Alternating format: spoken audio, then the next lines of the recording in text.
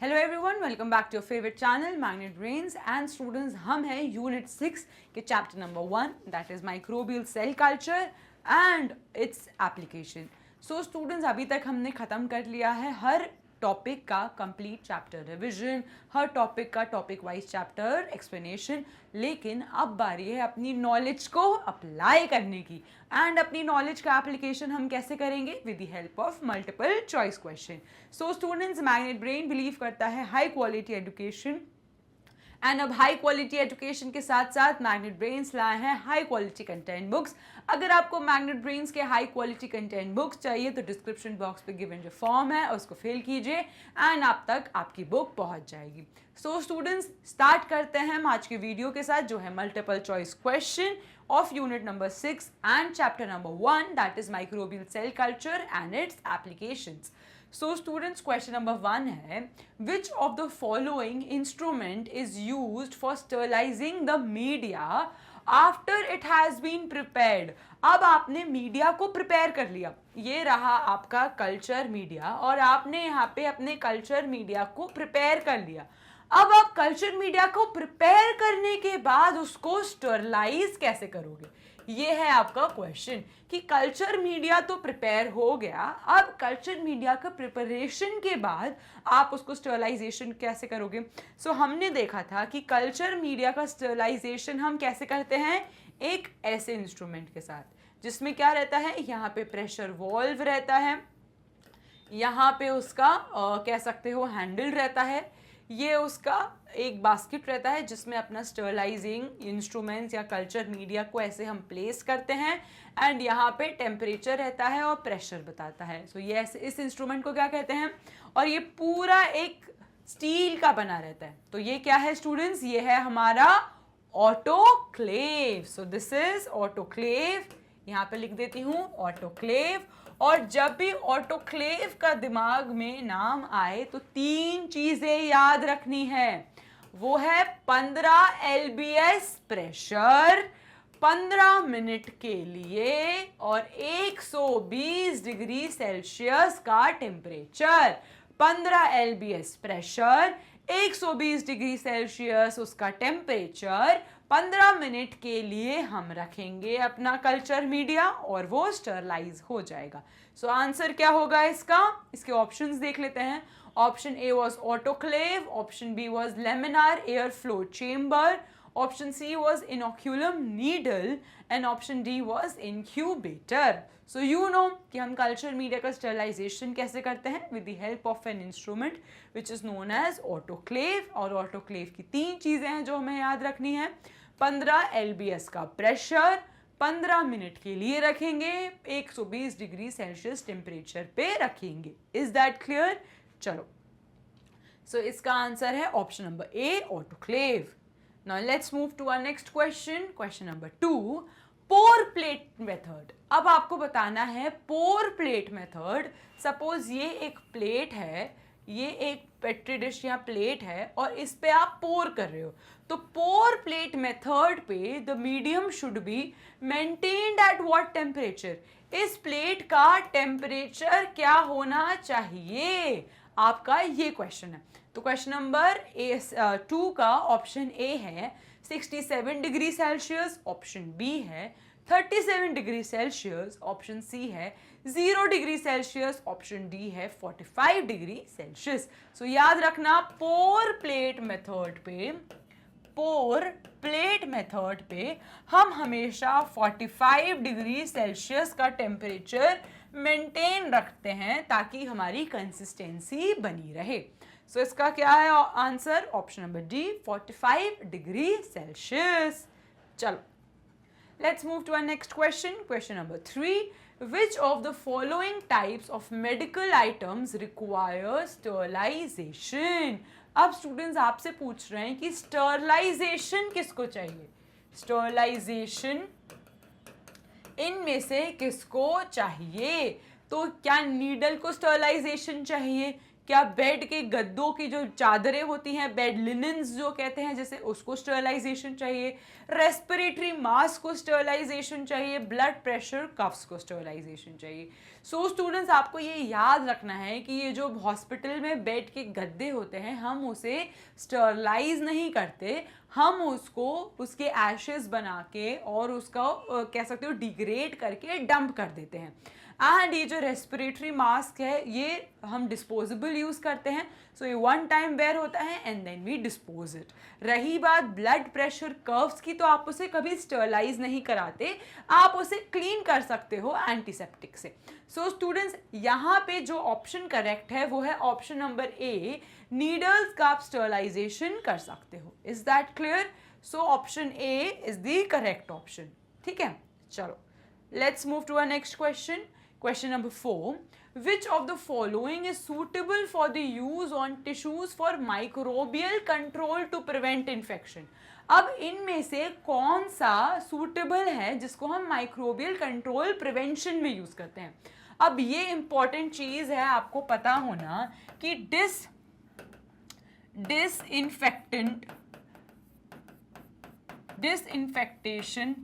disinfectation, sterilization and दूसरा हुआ हमारा एंटीसेप्टिक। इन तीनों में क्या डिफरेंस है? इन तीनों में क्या डिफरेंस है? अब स्टूडेंट्स, स्टरलाइजेशन की जब मैं बात करती हूं, that is killing of germs. ठीक है, आप जर्म्स को मार रहे हो, that is killing of germs. लेकिन आप जर्म्स को तो मार रहे हो, लेकिन आप जर्म्स के स्पोर्स को नहीं मारते। तो spores are not killed, spores are not killed, मतलब आप जर्म्स को मार रहे हो लेकिन आप स्पोर्स को नहीं मार पाते, तो दैट इज डिसइंफेक्शन। लेकिन स्टरलाइजेशन क्या होता है? आप जर्म्स को भी मार रहे हो, साथ ही साथ आप स्पोर्स को भी मार रहे हो। तो आपने जर्म्स को तो किल करा, साथ ही साथ किसको? स्पोर्स को भी किल कर दिया। वो होता है हमारा स्टरलाइजेशन।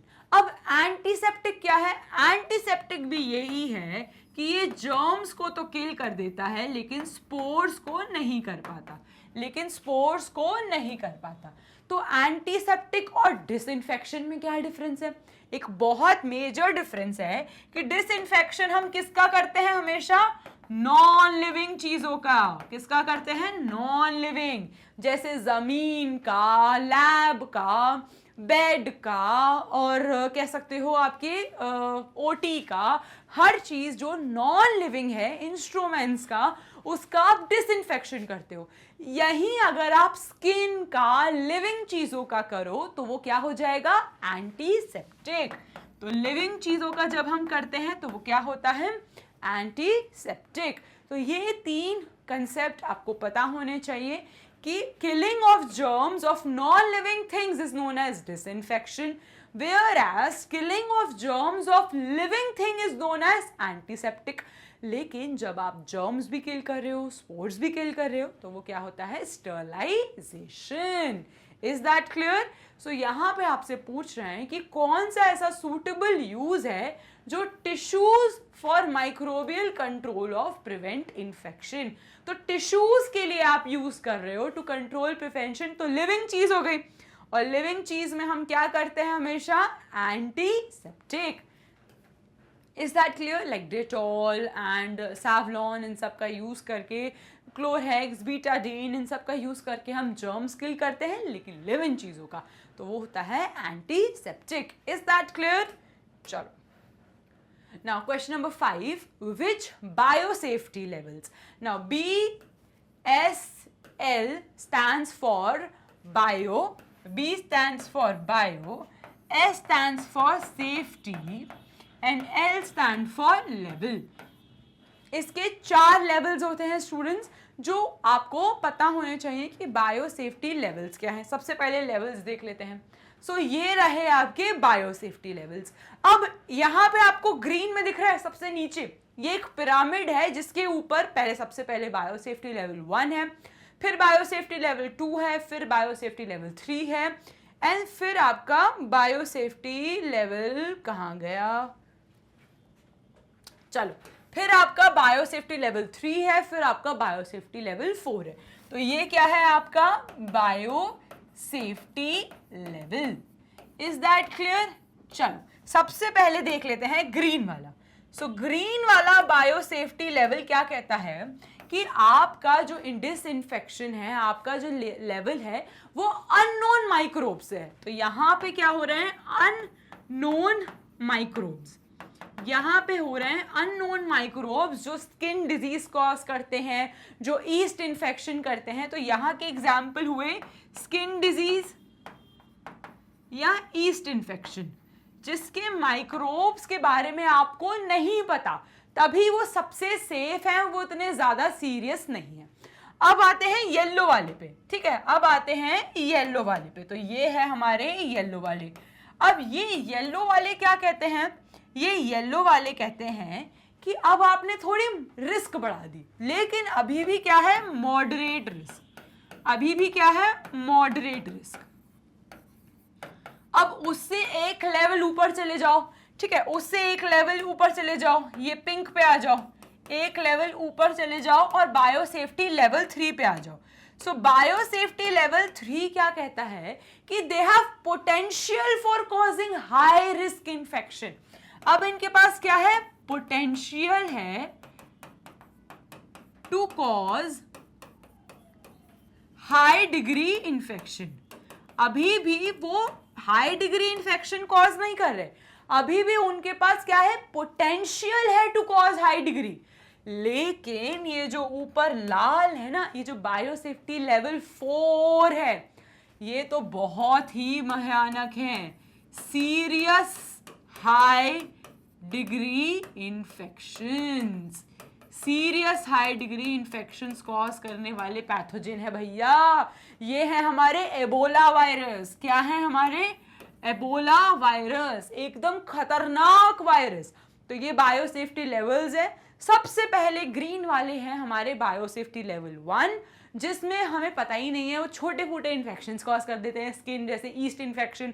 उसके बाद आते हैं थोड़े मॉडरेट रिस्क वाले, कौन से, बायोसेफ्टी लेवल 2 में।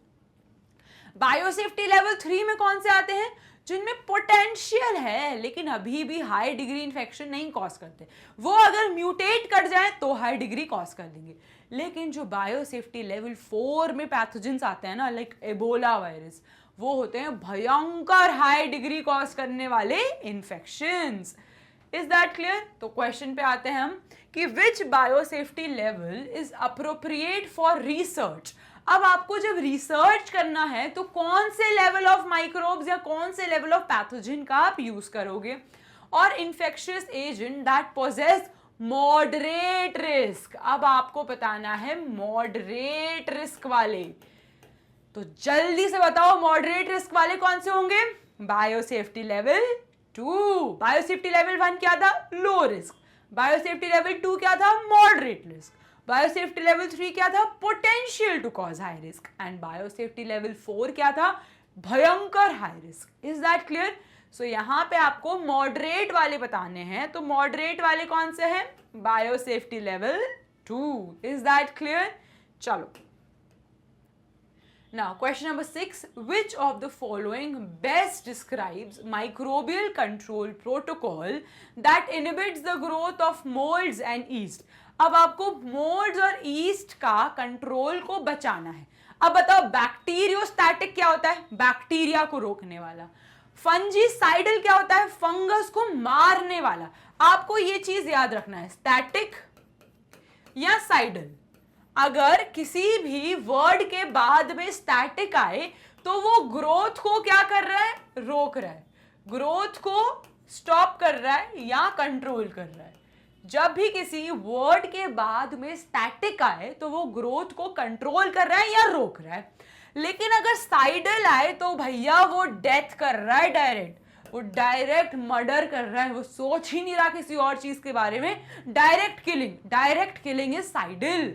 एंड जब आप कंट्रोल कर रहे हो कि आराम से बिल्कुल नॉन वायलेंट तरीके से हम इन्फेक्शन को डील करेंगे, तो वो स्टैटिक होते हैं। लेकिन एकदम मर्डर करते हैं, जो एकदम मारते हैं, वो है हमारे साइडल। तो अगर आपको इनहिबिट करनी है growth of moulds and yeast, तो बैक्टीरियोस्टैटिक क्या होंगे? बैक्टीरिया को जो कंट्रोल कर रहे हैं ग्रोथ का। फंजीसाइडल क्या होंगे? एकदम फंगस को मार रहे हैं, ठीक है। बैक्टीरियोसाइडल क्या होंगे? एकदम बैक्टीरिया को मारने वाले। फंजीस्टैटिक क्या होंगे? फंगस को रोकने वाले।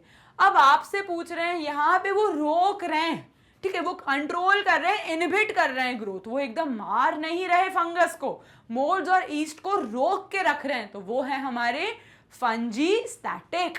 और यही अगर बैक्टीरिया होता, यही अगर बैक्टीरिया की ग्रोथ को रोकने वाले होते तो वो कौन से होते हैं? बैक्टीरियोस्टैटिक। और यही अगर वो आपसे पूछते कि एकदम किलिंग ऑफ माइक्रो ऑर्गेनिज्म, तो वो होते फंजीसाइडल, और किलिंग ऑफ बैक्टीरिया तो वो होते bactericidal. Is that clear? So ये कंसेप्ट क्लियर होना चाहिए साइडल एंड स्टैटिक का। स्टैटिक ग्रोथ इनहिबिट करता है, साइडल एकदम किलिंग करता है। Is that clear? चलो, now question number 7, which of the following methods bring about cell lysis due to cavitation? ये होता है cavitation। ऐसा जैसे सपोज ये एक सेल है, इसके अंदर ऐसा ऐसा ऐसा ऐसा कैविटेशन हो रहा है, ऐसा कौन सा एक प्रोसेस है जिसमें हम ऐसा ऐसा कैविटेशन करके सेल की डेथ करते हैं? सो स्टूडेंट्स, आपको ये बहुत ही फर्स्ट टाइम सुन भी सकते हो आप, तो आपको ये पता होना चाहिए कि सोनिकेशन एक ऐसी प्रोसेस है जिसमें हम सोनिक वेवलेंथ्स का इस्तेमाल करते हैं। किसका इस्तेमाल करते हैं? सोनिक वेवलेंथ्स, जो मोर देन 20 किलोहर्ट्ज की होती हैं, और उससे हम क्या करते हैं? सेल में एजिटेशन और ऐसे कैविटेशंस करते हैं जिससे सेल की डेथ हो जाती है। सो इसका आंसर होगा ऑप्शन नंबर डी, सोनिकेशन। चलो नेक्स्ट आते हैं question number 8, which of the following is the reason, इनमें से एक रीजन है जिसकी वजह से हम जैम हो गई, ड्राई मीट हो गया, इनको रेफ्रिजरेशन की ज़रूरत नहीं होती खराब होने के लिए। क्यों नहीं होती भैया? जैम देखा होगा आपने, बाहर भी पड़ी रहे तो भी सही रहती है। मीट अगर ड्राई है तो वो बाहर भी पड़ा रहे तो भी सही रहता है। क्यों?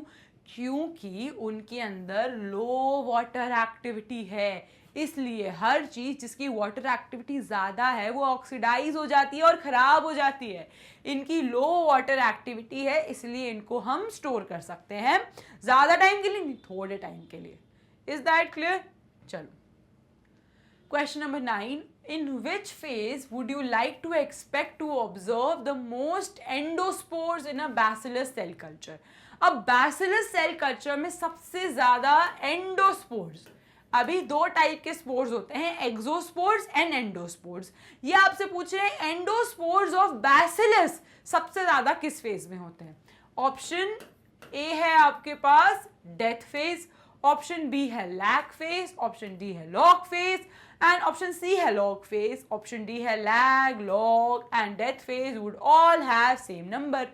लेकिन इसका correct answer is death phase. हमेशा डेथ फेज ऑफ बैसिलस में सबसे ज्यादा एंडोस्पोर्स पाए जाते हैं।